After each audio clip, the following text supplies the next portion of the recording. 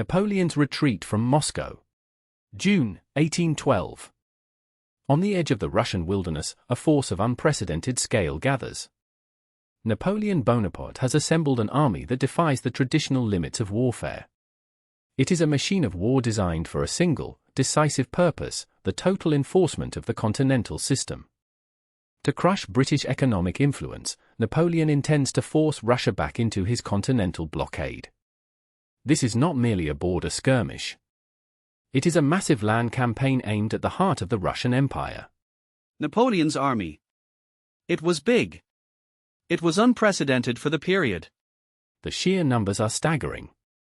Initial estimates placed the force at 450,000 troops, but as the columns moved, the Grand Armée swelled to over 550,000 men. This was a collection of nations, a patchwork of Europe brought together under the French eagle. However, the army was not purely French. Only about 40% of the soldiers were actually from France. The rest were Germans, Italians, Poles, and Dutchmen, many of whom fought with varying degrees of loyalty to the emperor. Napoleon held a massive tactical advantage. As the columns crossed the frontier, they faced a Russian army of roughly 200,000 men. On paper, the mathematics was simple. He possessed a 2-to-1 advantage in manpower, a crushing superiority intended to force a rapid, decisive victory. But as the long columns stretched across the vast, empty plains, the logistical reality began to diverge from the strategic dream. The ambition was total. The emperor believed a single, massive blow would force Tsar Alexander I to negotiate. Instead, he was marching into a void. The scale of the operation was so immense that the very environment became an adversary long before the first winter snow fell. The road to Borodino. The Grand Army moves across the Russian interior like a slow, heavy tide. What began as a massive expedition of 450,000 troops has swelled to over 550,000. As they march, the land offers nothing but distance. The Russian scorched-earth policy leaves a trail of empty villages and burnt fields that hold no food. The logistical strain is immense. Horses die by the thousands from exhaustion and lack of fodder. The supply lines stretch thin across hundreds of kilometers of wilderness. By September, the army reaches the limits of its endurance. They arrive at the village of Borodino, approximately 70 kilometers from Moscow. The air is thick with the smell of black powder and damp earth. This is not a battle of maneuver. It is a battle of concentrated, industrial slaughter.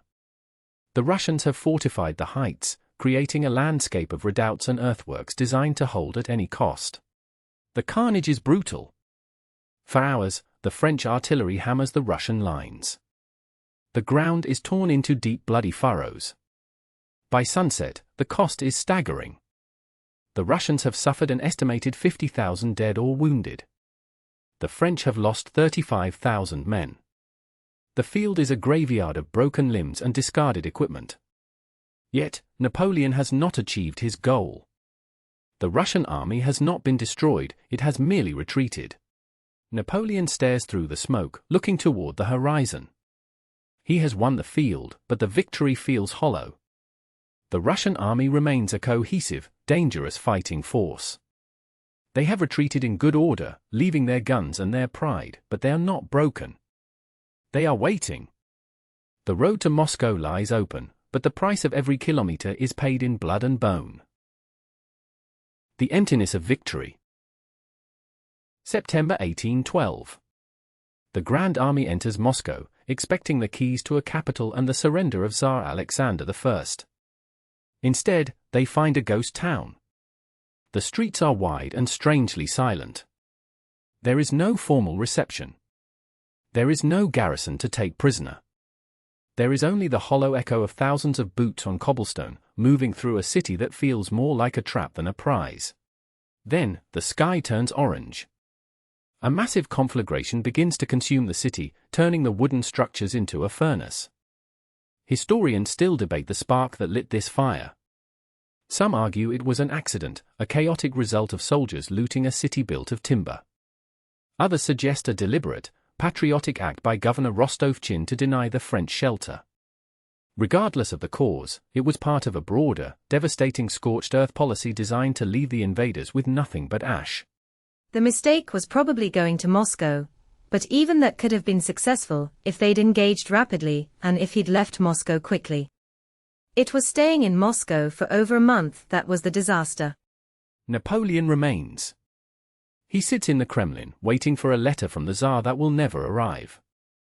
He stays for over a month, hoping for a diplomatic solution that the Russians have no intention of offering. This hesitation is the pivot upon which the entire campaign turns. While the emperor waits, the Grand Army wastes away. They suffer from disease and malnutrition long before the frost arrives. By the time the decision to retreat is made, the army is already a shadow of its former self. The opportunity for a decisive victory has vanished. The delay has transformed a campaign of conquest into a desperate struggle for survival. The emperor has captured the city, but in doing so, he has lost his army. The Great Retreat. Moscow was a hollow prize. The city was a furnace of smoldering timber and ash. For weeks, Napoleon waited in the ruins, hoping for a peace treaty that would never come. But the emperor's hesitation was already costing him his empire. By early October, the reality became undeniable. The city offered no food, no shelter, and no victory. The decision was made. The Grand Army would turn back, leaving the scorched remains of Moscow behind. The retreat began not as a march, but as a desperate scramble for survival. Napoleon sought a southern route, a path through unravaged lands that might provide bread and fodder. This hope died at Malyaros-Levets. The Russian forces met the French in a fierce struggle, successfully deflecting the retreat.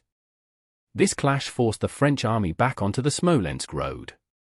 It was a path they had already traversed during their advance, and it was a road that had been stripped of everything.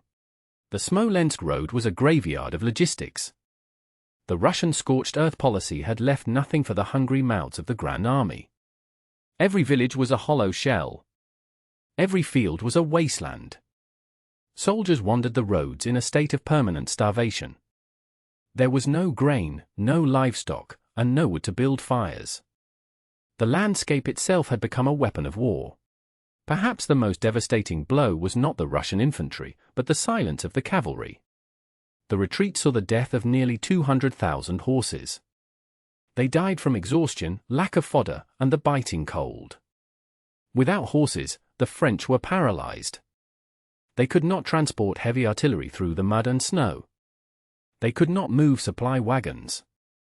They could not scout the path ahead. The very engine of Napoleonic warfare had simply ceased to function. By the time the retreat reached its most desperate phase, the force was a shadow of its former self. The once mighty army, which had entered Russia with over 500,000 men, was dissolving. The men who remained were no longer an army, but a collection of starving survivors. The retreat from Moscow is often remembered as a frantic flight through the snow. But the carnage did not wait for the frost. Long before the first blizzard arrived, the Grand Army was already dying. The true destruction began in the summer heat and the vast, empty spaces of the Russian interior. By the time Napoleon decided to withdraw, the army was already a ghost of its former self. In fact, 2/3 of all casualties occurred before the retreat even began. The war was being lost through attrition, not just through the clash of steel. The Russian strategy of scorched earth left the invaders with nothing. As the French moved deeper, they found a wasteland. There was no grain for the men and no fodder for the horses. The Russian retreat was a systematic stripping of the land, leaving behind only ash and dust.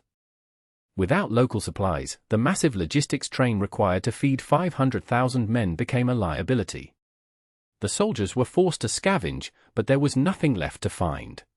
Napoleon's army is basically finished and defeated by early November. 2/3 of the casualties are before he evacuates Moscow. As the columns moved, they were never alone. They were hunted by an invisible foe. Cossack-like cavalry and peasant partisans launched relentless raids on the flanks. These were not formal battles, but sudden, violent strikes. They targeted the stragglers, the wounded, and the supply wagons. This constant harassment took a heavy psychological toll. Soldiers could never rest, for a knife in the dark or a sudden volley from the brush was always a possibility. While the Cossacks struck from the shadows, the silent killers worked within the ranks.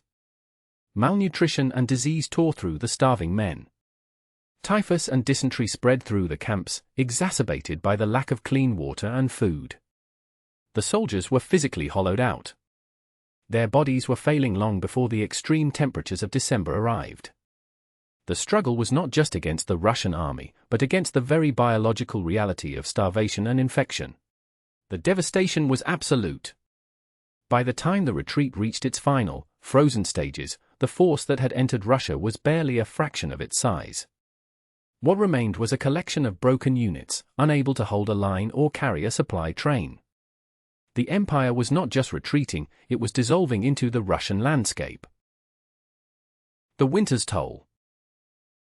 History often paints a picture of a grand army frozen in place by the sudden onset of a Russian blizzard.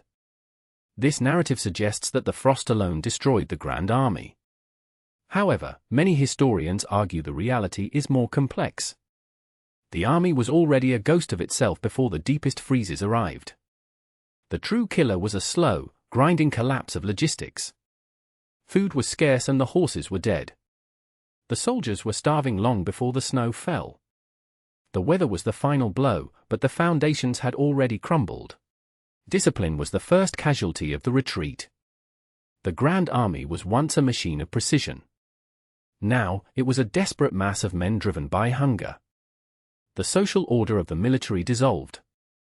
Soldiers abandoned their posts to scavenge for scraps of grain or frozen meat. Groups of men drifted away from the main columns to find shelter or food, never to return. The coherent structure of the army was replaced by a struggle for individual survival. The march became a battle against the elements. Temperatures dropped well below freezing, turning the roads into ice and slush. Men marched through the night to avoid the Russian cavalry. Those who fell from exhaustion or sickness often never rose again. The loss of horses was catastrophic, with nearly 200,000 animals dying. Without horses, the heavy artillery and vital supplies were abandoned on the roadsides, leaving the infantry even more vulnerable to the cold and the enemy. 2/3 of the casualties are before he evacuates Moscow. The human cost was staggering. Napoleon had entered Russia with a force exceeding 500,000 men. By the final stages of the retreat, the once mighty machine was reduced to a mere 20,000 or 30,000 soldiers capable of fighting in any organized capacity. The rest were lost to the cold, the hunger, and the relentless Russian pressure. The empire's greatest army had been hollowed out, leaving only a fragment of its former glory to stumble back towards the western borders. The collapse of empire. The myth of Napoleon was built on the concept of invincibility. For a decade, his grand army had swept across Europe, toppling kings and rewriting borders with a speed no commander had ever achieved. But the frozen wastes of Russia had done more than just destroy an army. They had shattered an illusion. As the survivors drifted back towards the Niemen River, the news of the catastrophe began to ripple through the courts of Europe. The predator was now the prey. The sheer scale of the loss, including the nearly 200,000 horses, sent a signal to every wary monarch on the continent. The aura of French hegemony was bleeding out in the snow. The geopolitical landscape began to shift with violent speed. The French Empire was a structure held together by fear and the success of its bayonets. With those bayonets broken, the logic of survival changed for the satellite states. Prussia, once a forced ally of the French, watched the disaster unfold with growing resolve. By early 1813, the Prussian decision to switch sides and join the Allies was complete. This was no longer a series of isolated border skirmishes. It was a continental revolution against a single man. The coalition was forming, fueled by the realization that Napoleon could be beaten. In Russia, the campaign had birthed something new, a sense of national identity forged in fire and blood. The resistance was not merely a series of military engagements. It was a people's war, where the distinction between soldier and peasant vanished. This was a struggle for the very soul of the motherland. The scorched-earth policy and the relentless harassment by irregular forces had transformed the war into a crusade of survival. This collective memory would define the Russian state for generations, cementing a fierce, defensive nationalism that would emerge whenever the Western powers looked toward their borders. The link between the Russian disaster and the fall of the First Empire was direct and undeniable.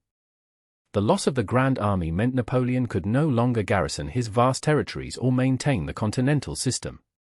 He had lost his most effective weapon, the ability to win decisive victories through overwhelming force. Without the veteran core of his army, the emperor was left to fight a defensive war on multiple fronts.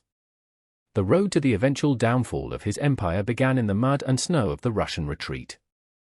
The empire was not just shrinking, it was dissolving.